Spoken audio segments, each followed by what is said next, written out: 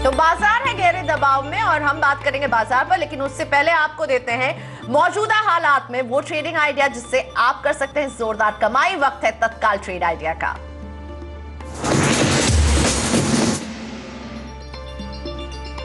और आज का तत्काल ट्रेड आइडिया दे रहे हैं Manav Chopra, technical research analyst, Monarch Networth Capital के। इनका कहना है आप खरीदारी कीजिए एचसीएल टेक में। स्टॉप लॉस 805 रुपए का, टारगेट 850 रुपए का और एचसीएल टेक इंट्राडे के लिए पसंद आ रहा है मानव चोपड़ा को। और यही है मानव चोपड़ा का तत्काल ट्रेड आइडिया आपके लिए।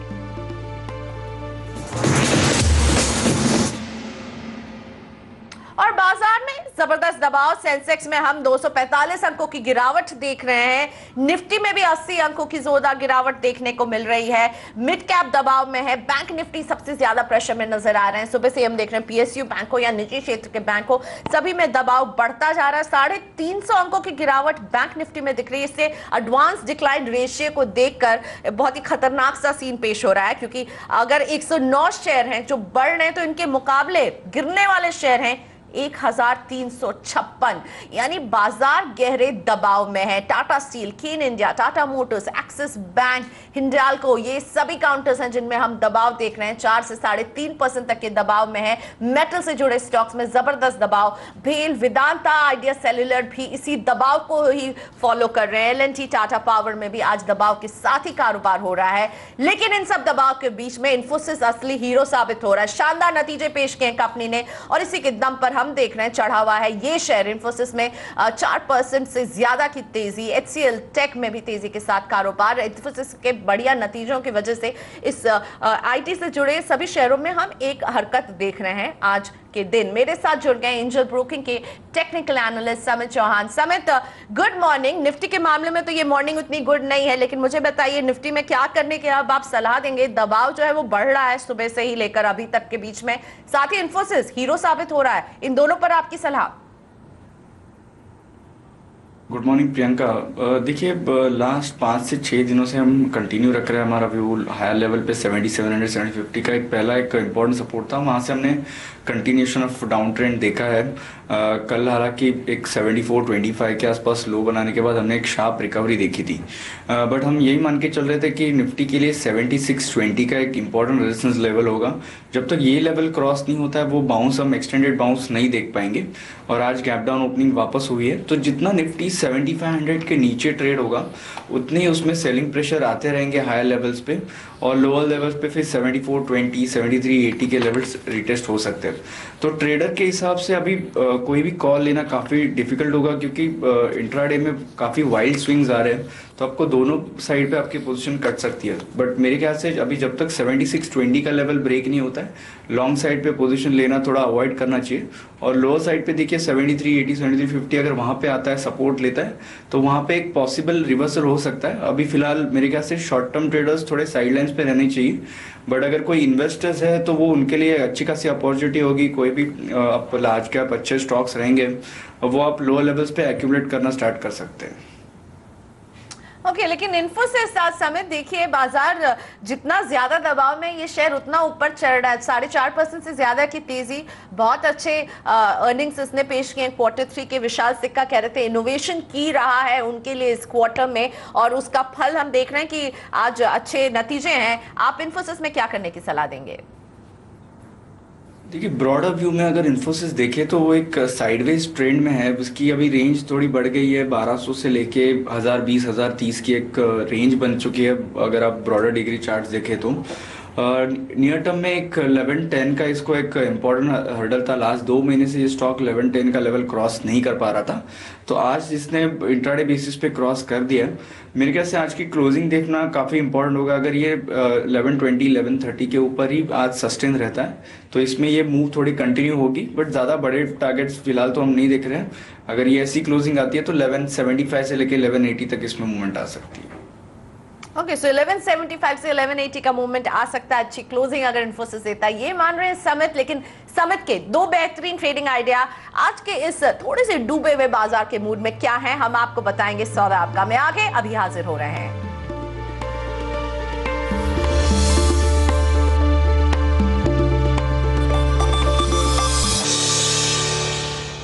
Welcome back. आप देख रहे हैं सौदा आपका, मेरे साथ है हमारे मार्केट एक्सपर्ट समित चौहान। समित, आपसे पूछना चाहूंगी, बाजार में बहुत दबाव है, ऐसे बाजार में आपके कौन से 2 पिक रहेंगे जिन पे आप सलाह देना चाहेंगे? देखिए प्रियंका, जैसे मैंने बताया, जब तक निफ्टी 7620 के नीचे सस्टेन रहता है उसमें हायर लेवल्स पे सेलिंग प्रेशर आ सकता है।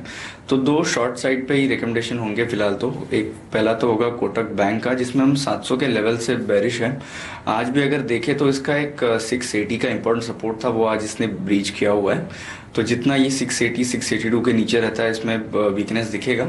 तो इसमें भी एक 705 के स्टॉप लॉस से सेल किया जा सकता है और 648 का हमारा इसमें टारगेट होगा। सेकंड रिकमेंडेशन होगा सेल साइड पे होगा, वो भी LIC में होगा। हम देख रहे हैं कि अराउंड 490 495 का इसको स्ट्रॉन्ग रेजिस्टेंस है। कल एक अच्छी खासी रिकवरी देखी थी, बट आज वापस ये स्टॉक 490 के नीचे सस्टेन हो रहा है। तो 495 के स्टॉप लॉस से इसमें भी शॉर्ट किया जा सकता है और 466 467 के आसपास इसमें टारगेट हो सकता है। ओके, सो LIC, हाउसिंग फाइनेंस और साथ ही में कोटक पर, दोनों पर शॉर्ट की सलाह दे रहे हैं आज समित।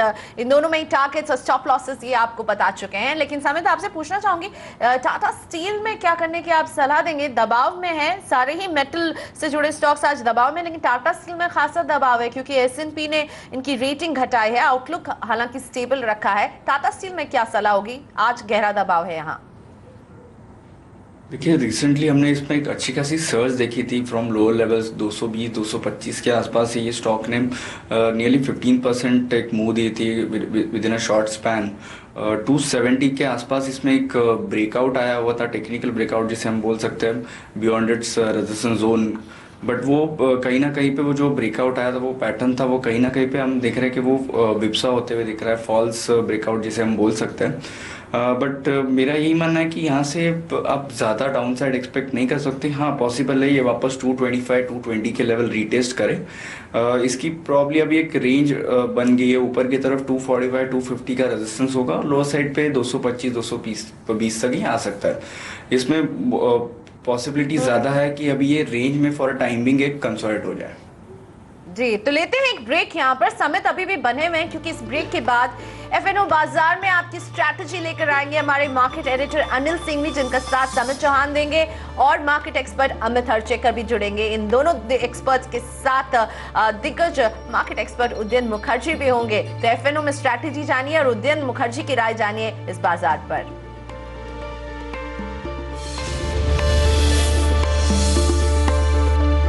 चलिए, हमारे साथ हमारे एक्सपर्ट समित चौहान तो हैं ही, एंजल ब्रोकिंग के टेक्निकल हेड, और साथ ही अब A+ एनालिटिक्स के चीफ टेक्निकल एक्सपर्ट अमित हरचेकर भी हमारे साथ कार्यक्रम में शामिल हो चुके हैं। आप दोनों का एक बार फिर से स्वागत है CNBC आवाज पर।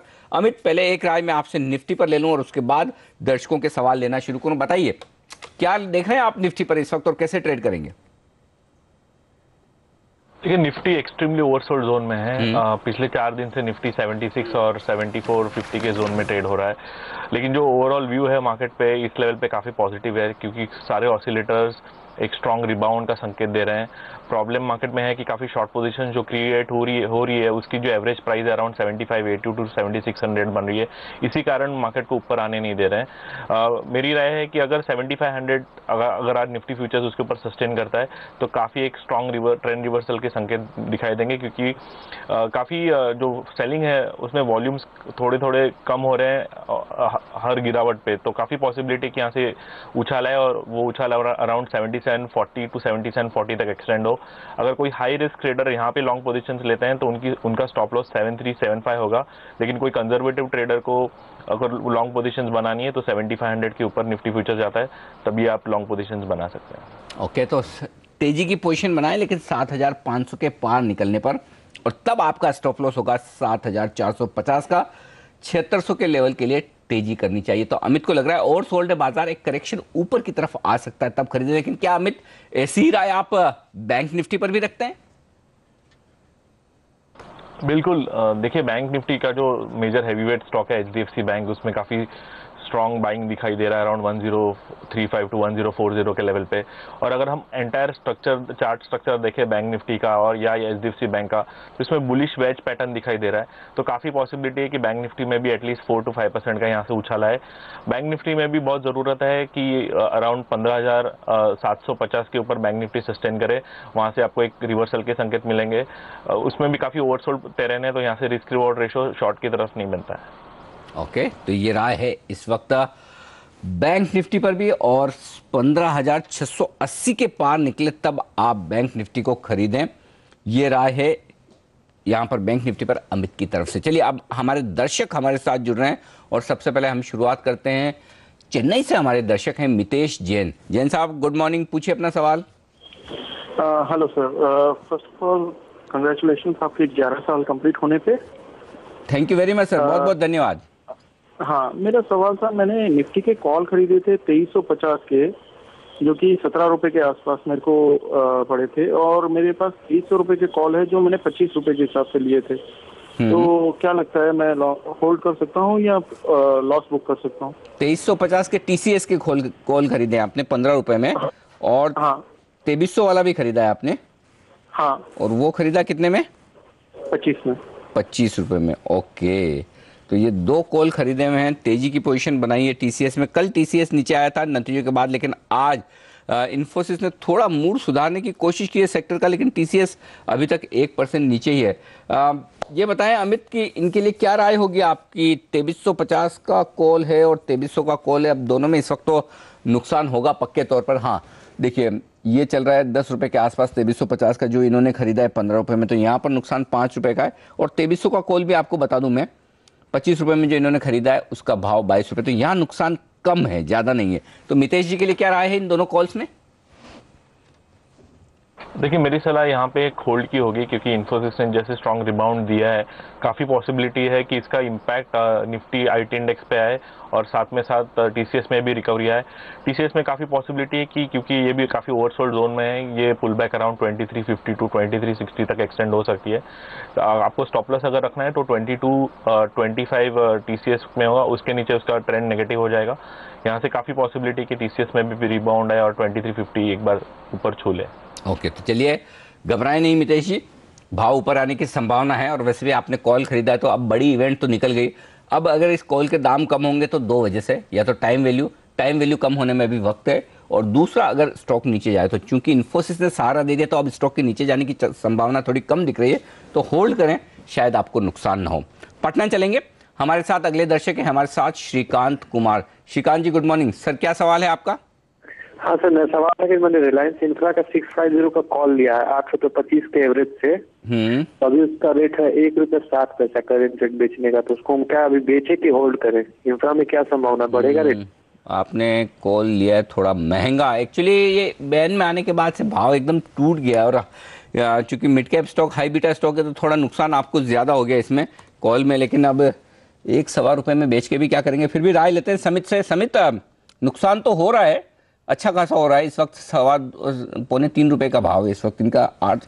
650 का कॉल इन्होंने खरीदा है 8.25 रुपए में। क्या रहा है इनके लिए, क्या लेवल्स अहम है रिलायंस इंफ्रा में? देखिए अनिल जी, 532 534 का एक क्लोजिंग बेसिस पे इसको सपोर्ट है। अभी फिलहाल तो इसके नीचे ट्रेड कर रहा है, तो इनको जरा क्लोजिंग बेसिस पे इसकी प्राइस एक्शन ट्रैक करना काफी इंपॉर्टेंट होगा। और जैसे इन्होंने ये कॉल ऑप्शन लिया है उसके ऑलमोस्ट प्रीमियम मिरर्ड हो गया है, तो अभी 1 रुपए का ही उनका मैक्सिमम रिस्क होगा उसमें, तो उसमें फिलहाल बने रहिए। इन केस अगर ये 534 के ऊपर सस्टेन रहना चालू होता है तो मेरे ख्याल से ये और एक पोजीशन ऐड कर सकते हैं, क्योंकि उसके बाद इसमें एक शार्प बाउंस आएगा टुवर्ड्स 545 560। बट अगर वो क्लोज नहीं कर पाया 530 के ऊपर तो इसमें जो वीकनेस है वो और कंटिन्यू होते रहेगा। ओके, अब मैं आपकी ट्रेडिंग कॉल्स लेना चाहता हूं। अमित, आपने दो स्टॉक एचडीएफसी और एचडीएफसी बैंक दोनों खरीदने की राय दी है, बताएं इनके बारे में। देखिए, एचडीएफसी बैंक काफ़ी स्ट्रॉन्ग काउंटर है। कल ही हमने देखा फिर से स्टॉक ने 200 डे मूविंग एवरेज के यहाँ पे एक सपोर्ट लिया और काफ़ी लॉन्ग पोजीशंस भी कल हमने ऐड होती हुई दिखाई दी। HDFC बैंक में मेरी सलाह होगी कि यहाँ पे आप लॉन्ग फ्यूचर्स ले सकते हैं। 1025 आपका स्टॉप लॉस होगा और हम उम्मीद कर सकते हैं स्टॉक फिर से जो अपर बैंड ऑफ रेजिस्टेंस है अराउंड 1100 तक जाए। दूसरा जो लॉन्ग कॉल है वो HDFC लिमिटेड है, लेकिन मेरी उसमें सलाह होगी कि स्टॉक में एक रिट्रेसमेंट की पॉसिबिलिटी है अराउंड 1135 टू 1140, तो वो डिप पे आप बाय करें क्योंकि इसका जो स्टॉप लॉस है अराउंड 1110 का बैठता है और क्योंकि ये एक्सपांडिंग वेज स्ट्रक्चर है इसमें भी काफ़ी पॉसिबिलिटी है कि स्टॉक फिर से 1220 या 1230 तक एक्सटेंड हो, तो 1110 के स्टॉप लॉस से आप लॉन्ग पोजीशंस अपनी इंटैक्ट रखें। ओके, तो ये राय इस वक्त आपकी HDFC और HDFC बैंक पर। एक और स्टॉक लुपिन, जहां पर आपकी खरीदारी करने की राय है, बताएं उसके बारे में भी। देखिए, मेरा लुपिन पे बेचने की राय है। लुपिन ने ऑलरेडी एक month head and shoulder pattern से ब्रेकडाउन दे दिया है और काफ़ी पॉसिबिलिटी है कि लुपिन में यहाँ से और भी 10% का करेक्शन आए। काफ़ी ओवरऑन्ड है स्टॉक क्योंकि काफ़ी डिफेंसिव स्टॉक था, ऑलरेडी इसमें काफ़ी आउट परफॉर्मेंस हो चुका है। मेरी राय है कि क्योंकि मेजर शॉर्ट पोजीशन जो क्रिएट हुई है अराउंड 1670 टू 1690 के जोन में हुई है, इस लेवल पे भी आप शॉर्ट पोजीशंस ले सकते हैं। आपका जो स्टॉप लॉस होगा अराउंड 1730 है और हम उम्मीद कर सकते हैं कि स्टॉक आपको एटलीस्ट 1650 टू 1660 के सर अगले 2 या 3 दिन में दिखाई देंगे। बिल्कुल, तो ये राय है लुपिन में बिकवाली करने की इस वक्त आपके लिए। हम दर्शकों के सवाल लें उससे पहले बाजार के जाने माने एक्सपर्ट उदयन मुखर्जी हमारे साथ इस वक्त कार्यक्रम में शामिल हो रहे हैं, तो इस तरह के मार्केट में उनकी राय लेना बेहद ज़रूरी है। उदयन सर, गुड मॉर्निंग, स्वागत है आपका CNBC आवाज़ पर। और सबसे पहले CNBC आवाज़ के 11 साल पूरे होने के वक्त पर आपने हमारे लिए समय निकाला, बहुत बहुत शुक्रिया सर। पिछले 11 साल से आपका गाइडेंस हमें लगातार मिलता रहा है, उम्मीद करें कि आगे भी ऐसा होगा सर। बहुत बधाई हो आपको, एंटायर टीम के लिए और आपके सारे दर्शकों के लिए। 11 साल बहुत बड़ी बात होता है, बहुत बहुत बधाई मेरे तरफ से। Thank you sir.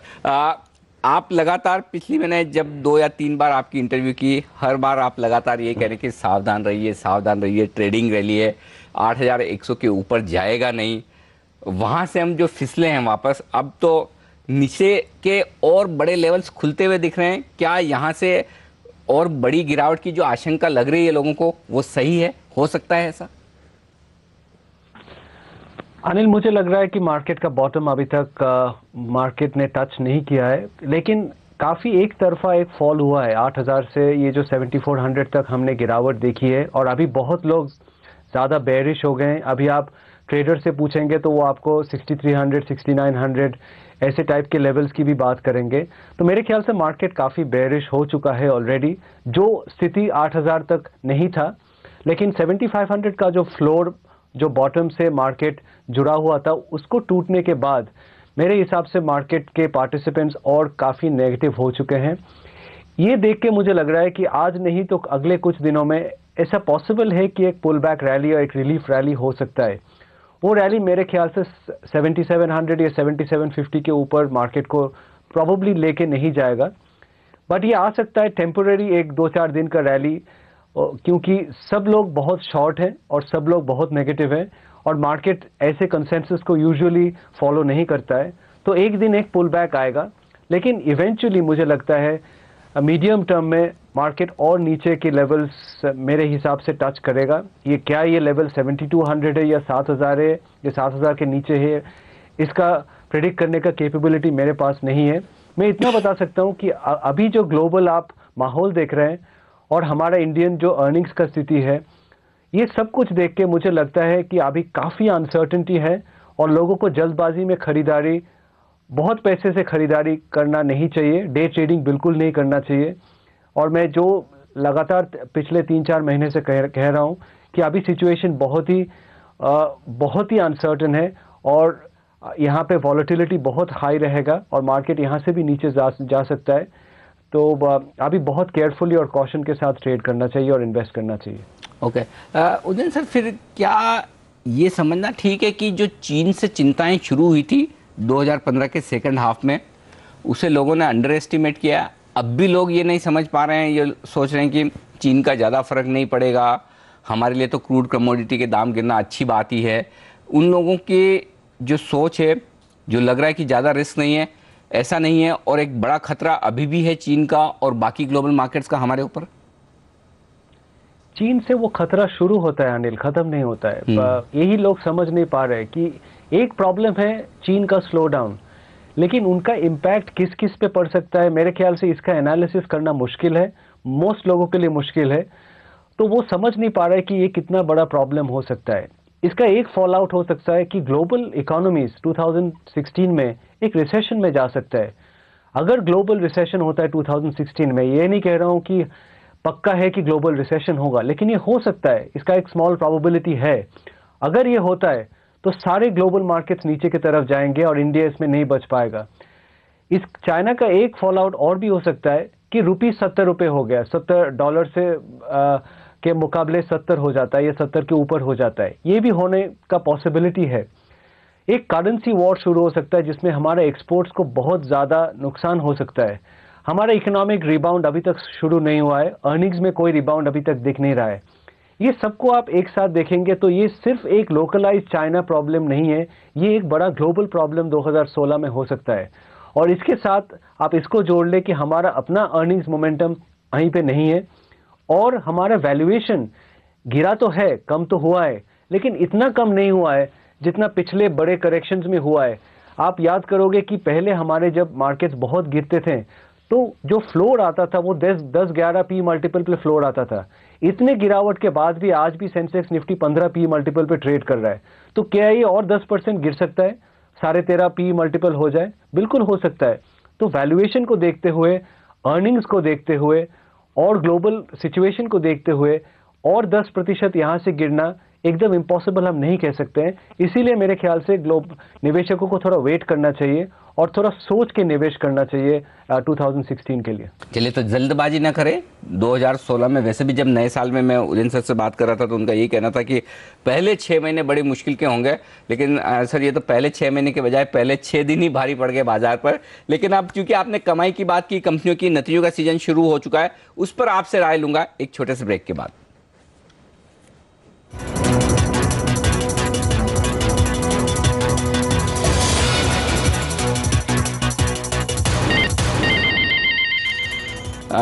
ब्रेक के बाद एक बार फिर से आप सबका स्वागत है। रिकवरी के संकेत थोड़े आते दिख रहे हैं, लेकिन 7,500 पर अब आया है निफ्टी और सेंसेक्स 175 अंक नीचे अब भी है। तो थोड़ी कमजोरी तो है, लेकिन निचले स्तरों से सुधार के संकेत आ रहे हैं। यही राहत की बात है काफी हद तक भारतीय बाजारों के लिए। हमारे साथ बाजार के जाने माने एक्सपर्ट उदयन मुखर्जी हैं और मैं ब्रेक के पहले यही बात कर रहा था कि शुरुआती 6 महीने मुश्किल भरे बता रहे थे उदयन सर। सर ये बताइए, अब रिजल्ट सीजन शुरू हो चुका है, कैसे देख रहे हैं आप इस शुरुआत को? टीसीएस, इन्फोसिस, इंडसइंड बैंक जैसे जो दिग्गज अब तक नतीजे दे चुके हैं, और इससे क्या संकेत मिल रहे हैं इस तिमाही के लिए? देखिए, इन्फोसिस के नतीजे अच्छे हैं आज और स्टॉक प्राइस में भी काफ़ी अच्छा रिएक्शन दिखा है। इन्फोसिस नियर टर्म में मेरे ख्याल से आउट परफॉर्मिंग स्टॉक रहेगा क्योंकि इनके गाइडेंस अच्छे हैं, वैल्यूएशंस बहुत ज़्यादा एक्सपेंसिव नहीं है और काफ़ी लोग ये जैसे स्टॉक को ओन करना चाहेंगे ऐसे डिफिकल्ट मार्केट के माहौल में। लेकिन मुझे लगता नहीं है कि अर्निंग से आपको बहुत अच्छा कोई संकेत मिलने वाला है। जनवरी के एंड तक आपको शुरुआत में 1-2 अच्छे नतीजे ठीक ठाक भी आ जाए, आप देखेंगे जनवरी के एंड तक जब नतीजे आएंगे तब नेट वो जैसे हम अक्टूबर में फील कर रहे थे रिजल्ट्स के बाद, मेरे ख्याल से वही फीलिंग रहेगा बाजार में कि अर्निंग्स में अभी भी कोई बड़ा रिकवरी नहीं आया है। वो आपको सारे मैक्रो इकोनॉमिक नंबर ही बता रहे हैं। आप जो छोटा मोटा नंबर्स आते रहते हैं वो सब देख के यही लग रहा है कि कॉर्पोरेट्स में कॉन्फिडेंस नहीं है अभी निवेश करने के लिए और उनको रेवेन्यू और वॉल्यूम ग्रोथ अभी तक बिल्कुल नहीं दिख रहा है। ये हमारा एक बहुत बड़ा लोकल प्रॉब्लम है अनिल, कि हमारे अर्निंग्स रिकवरी अब तक शुरू नहीं हुआ है। और आप किसी से भी पूछ लीजिए कि ये रिकवरी कब होने वाला है, कुछ लोग आपको बताएंगे 2 क्वार्टर में ठीक हो जाएगा। ये मैं 2 साल से सुन रहा हूँ। तो किसी के पास ऐसा कोई डेटा नहीं है जो देख के ये बता रहे हैं कि अर्निंग्स रिकवरी 1-2 क्वार्टर में शुरू हो जाएगा। ये एक उम्मीद की बात है, उम्मीद करना अच्छी बात है, लेकिन उम्मीद से रियलिटी बदल नहीं जाता है। रियलिटी अभी यही है कि अर्निंग्स पिक्चर हमारे अच्छे नहीं है और रिकवरी का कोई साइन हमें अभी तक दिख नहीं रहा है। लेकिन ये मेरे ख्याल से एक प्रॉब्लम तो है, लेकिन सबसे बड़ा प्रॉब्लम नहीं है। सबसे बड़ा प्रॉब्लम मेरे ख्याल से फिर भी ग्लोबल है और ये ग्लोबल प्रॉब्लम जब तक नहीं सुधरेगा, मेरे हिसाब से यहाँ से बहुत ज़्यादा इक्विटी मार्केट से बहुत ज़्यादा रिटर्न आपको उम्मीद नहीं करना चाहिए। ये एक बहुत बड़ा प्रॉब्लम है डोमेस्टिक निवेशक के लिए, क्योंकि आप पिछले 18 महीने देख लीजिए, डोमेस्टिक घरेलू निवेशक ने काफ़ी कितने हज़ारों करोड़ स्टॉक मार्केट में डाले हुए हैं। 2015 पूरा निकल गया, उनको बहुत अच्छा रिटर्न नहीं, कोई भी रिटर्न नहीं मिला है। 2016 का शुरुआत देख के लग नहीं रहा है 2016 में उसको इक्विटी मार्केट से रिटर्न बहुत अच्छा मिलने वाला है। तो अगर 2 साल ऐसे निकल जाता है निवेश के बाद, आपको कोई रिटर्न नहीं मिलता है, और जो एसेट क्लास अभी तक परफॉर्म नहीं कर रहा था, जैसे गोल्ड, आप देखिए सोना का परफॉर्मेंस बहुत ही खराब रहा है पिछले 1-1.5 साल में, लेकिन पिछले 1-2 हफ्ते में ग्लोबल प्रॉब्लम्स के चलते हुए गोल्ड में एक बाउंस बैक आया हुआ है। अगर ऐसे चलता रहा कि गोल्ड में बाउंस बैक बरकरार रहा और इक्विटी मार्केट का परफॉर्मेंस खराब रहा, एक समय आएगा इस साल में जब घरेलू निवेशक फिर से बोलेंगे क्या हमने गलती कर दी कि हमने इक्विटी में पैसे तो लगा दिया, 1.5-2 साल से कोई पैसा नहीं बन रहा है, और गोल्ड जिससे हम पैसा निकाल के इक्विटी में डाल रहे थे उसमें फिर से पैसा, वो उसका प्राइस बढ़ना फिर से शुरू हो गया, तो क्या हमने कोई एसेट एलोकेशन में गलती कर दिया? लॉन्गर टर्म के लिए मेरे हिसाब से डोमेस्टिक इन्वेस्टर्स ने सही एसेट एलोकेशन किया है, लेकिन इस पे जो कंफ्यूजन होगा या अनसर्टेनिटी होगा, ये 2016 में मुझे दिख रहा है कि लोग ये क्वेश्चन करेंगे कि क्या पुराना विजडम ही सही था कि सोना में पैसा लगाना चाहिए और इक्विटी मार्केट्स में बीच बीच में लगाना चाहिए, लेकिन प्रॉफिट मिलते निकाल लेना चाहिए।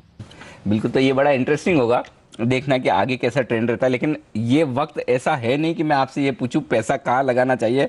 मैं अगले इंटरव्यू तक इंतजार करूंगा उदयन सर कि आपसे ये जानूं कि फिर इस तरह के बाजार में कहाँ पैसा लगाना चाहिए। फिलहाल जो आपकी राय है वो दर्शकों के लिए बेहद साफ है कि थोड़ा इंतजार करें, बहुत जल्दबाजी ना करें, ट्रेड तो बिल्कुल ना करें, और निवेश करना चाहते हैं तो थोड़ा वेट कर लें क्योंकि ग्लोबल मार्केट्स अनिश्चित है। बहुत बहुत शुक्रिया सर आपका हमारे लिए वक्त निकालने के लिए और पूरी राय हमारे साथ शेयर करने के लिए। 200 अंक नीचे सेंसेक्स है और निफ्टी 65 अंक नीचे।